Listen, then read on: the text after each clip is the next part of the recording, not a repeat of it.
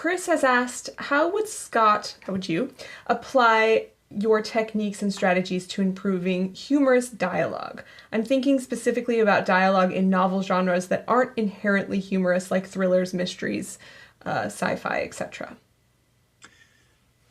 I touch on that in my How to Write Funny Characters book, because I know a lot of people don't necessarily want to write a funny book. Mm-hmm. They just want to have either a comic relief character, or they want to have funny moments in an otherwise dramatic story.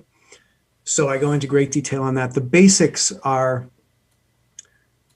you still need to understand the difference between a dramatic character and a comedic character. And when you do comedy in a drama, what you're basically doing is you're momentarily demoting your characters into comedic characters. So they can either have a comedic scene, and it's called dropping when you do that. I think that's Steve Kaplan's term. He's a screenplay comedy instructor.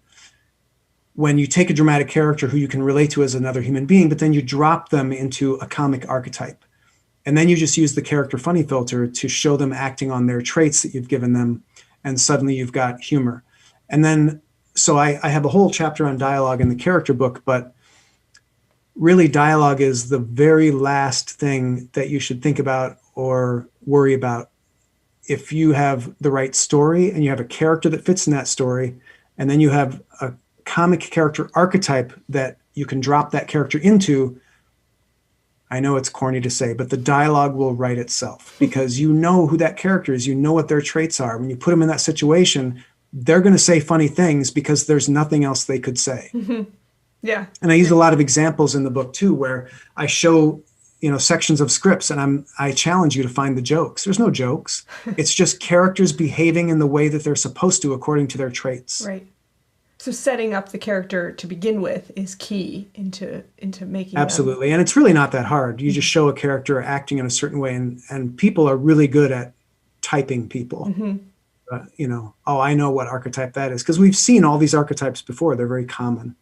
I once heard this advice, and I wish I could remember who it was. I think it was a TV writer who said that you should never get a character drunk until the second season of a show, because it gives you enough time to establish who that person is, so that when they do get drunk or under influence of something, it's funny.